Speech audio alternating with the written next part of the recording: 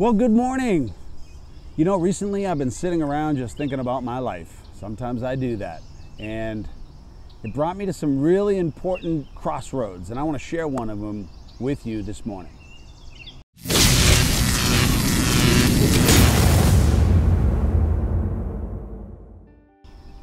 So this is what I wanted to tell you, right? In 1989, I became a doctor and was looking for a job. I wasn't ready to start my own business just yet because I didn't really know what I was doing. I didn't know how to secure any funds. I'm like, okay, I'm gonna go work for somebody else. So I do that. I get a job working in Boston for another doctor, and man, does he pay well. I made a good chunk of change right off the bat. I'm a young kid working, or really coming from a simple background from a little hometown in Hudson, Massachusetts. So he pays me pretty well, and I couldn't be any happier. Matter of fact, even the month before I took the job, I was scrubbing toilets at a local business, a factory, because I didn't have a job, and I was making $5 an hour. Now I'm making some really good money, very, very happy, so I put in 1,000% of who I am and what I am into his business. After a few months, he comes to me and says, I want you to run the entire business. Everybody in here that works here, all the doctors, all the assistants, I want you to run it all. I said, okay, but I have to be the highest paid player in the business. He thought about it for a little bit, came back and said, you're on. I'll give you X amount of money. Wow, was I blown away. That was more money than I could ever have imagined. So I was pretty excited. And I began working there, and I took my role very seriously. So I started looking at a lot of the patient files and the way we managed patients. And there were a few things that just didn't feel right. Little red flags, so to speak. So I was a little uncomfortable. But who can be uncomfortable when you're making gobs of dough, living in the lap of luxury? That's a pretty endearing or an addictive personality type, or not personality type, lifestyle. I wanted it. Who wouldn't? Don't you want to make a bunch of money and just live in the lap? I do. Anyway, so I spent a number of months there, and he pulled me into his office one day and he says, listen, I need to talk to you. I'm like, all right. So I go in there and he says, I'd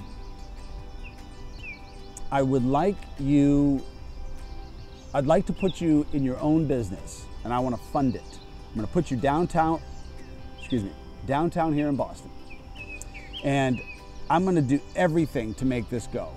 I'm going to get you the place. I'm going to get you all your equipment. I'm going to make sure patients are flowing through there, and that you'll be working with attorneys that I set you up with. And that was my red flag. I'm like, this sounds like it has the earmarks of some sort of, I know before I even said it, probably you did too, insurance fraud. I didn't like it. I said to him, listen, give me 48 hours. I'll go home over the weekend. I'll come back and give you an answer on Monday. So I come back in on Monday after I really thought about where I was and what I was doing.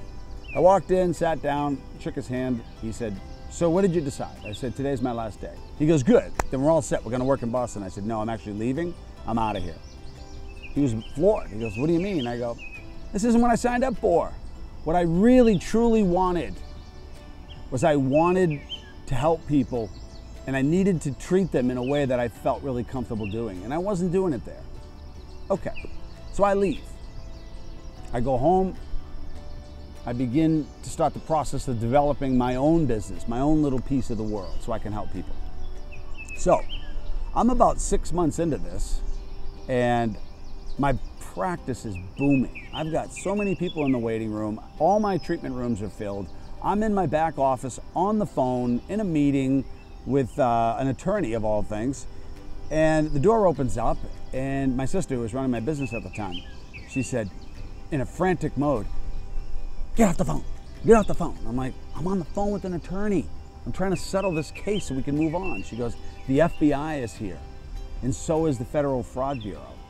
And I went, what?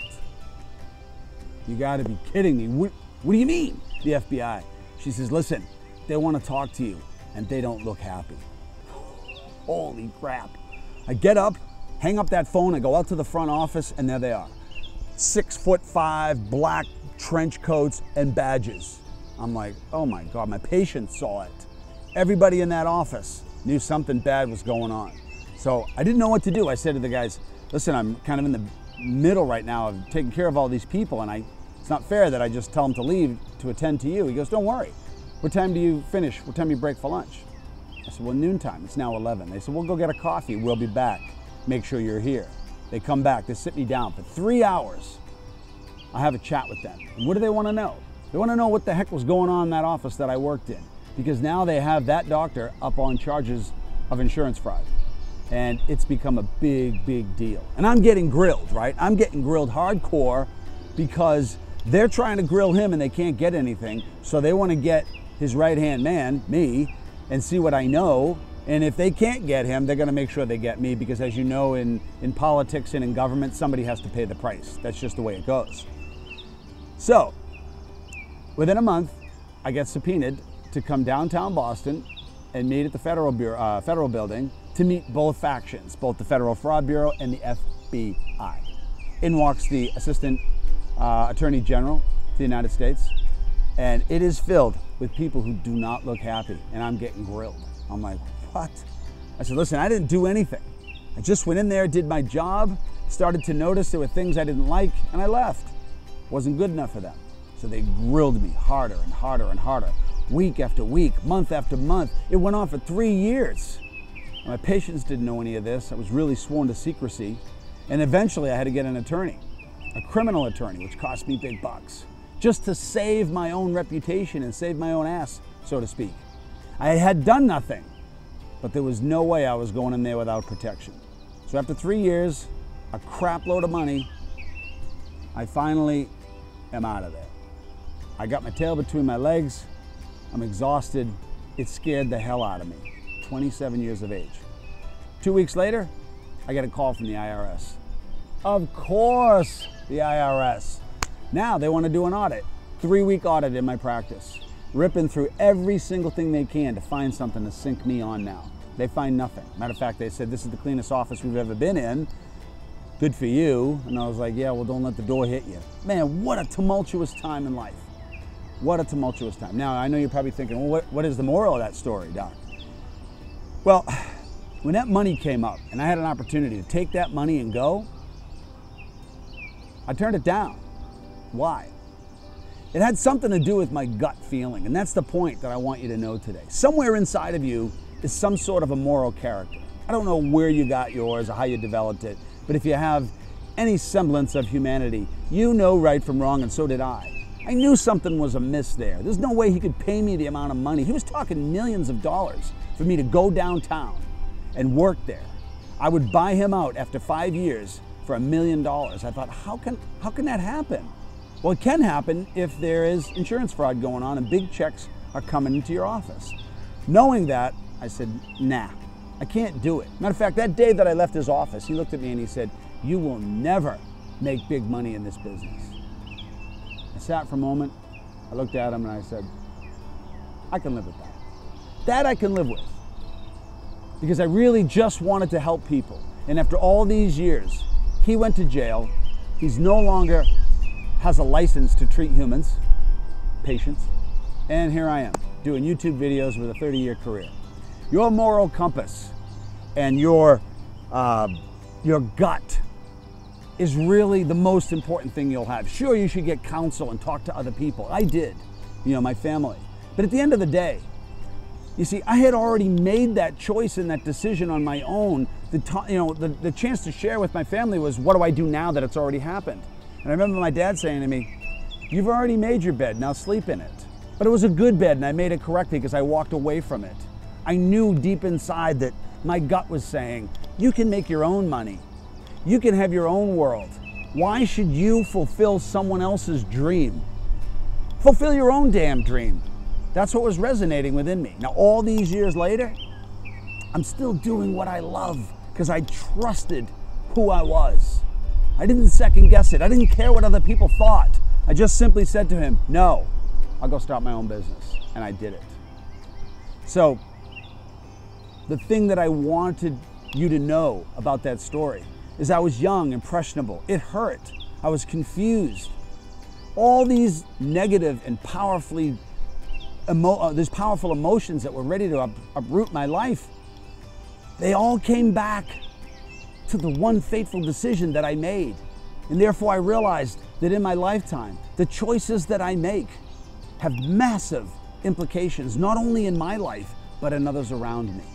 Eventually, I met my wife. I had children. I have a beautiful practice and a business in a hometown. I speak motivationally all over the place. I love the life that I created because I created the one that was built for me, or the one that I wanted to build for myself, not the one that that individual wanted. He spent his time in jail. Just saying. So ultimately, don't ever forget that within inside of you is a little voice that'll either calm you down or make you feel unsteady. Please, listen to it. Listen to it over and over. Make a decision, make a choice. If it's the right one, then you'll get used to making more amazing decisions in your life. And if it's not the right one, it's okay. It's okay to make poor choices as long as you can live with them. And then in the future, make better choices based upon the experience you had from the poor choice. Get it? All right, that's what I got for you today. Thank you for listening. And by the way, thank you guys so much for watching my videos. You know, the amount of traffic is starting to increase, and I'm not really concerned about how many numbers and how many hits and how many subscriptions. I'm just more excited that I'm getting feedback from people who find some value in these little conversations that I give. So thank you very much for watching. Thank you for sharing my videos with other people. If you liked this video, throw a thumbs up and subscribe. And get your friends to subscribe as well. I don't want to leave this planet without sharing my life stories and giving somebody else an opportunity to learn through the mistakes that I've made, and to also revel in some of the good choices that I've also made in my life. I want to say hi to a couple people, okay? I want to say hi to Todd and Robin in New Hampshire. Great people. Todd, I had a great time with you last week. Thank you guys so much for watching. Lorenzo, you know who I'm talking about. Little Lorenzo and his brother, Colin. Thanks guys for watching the video. I had a really fun time with you in the business last week. That silly banter that I had going on, it was really fun. I really enjoyed it. I appreciate you guys and your parents as well. And Gordon, you know my brother, you're always my number one. Thanks so much for your feedback and watching. And all the rest of you guys out there, you get an opportunity to drop a quick message or a note down below. I would love to hear from you. And there's a few others who are asking for different types of topics to cover, and I'm going to get to those as well. And that's you, Cindy. All right, so listen, guys, have an amazing day. Trust your gut and live an awesome life. And I'll see you next week.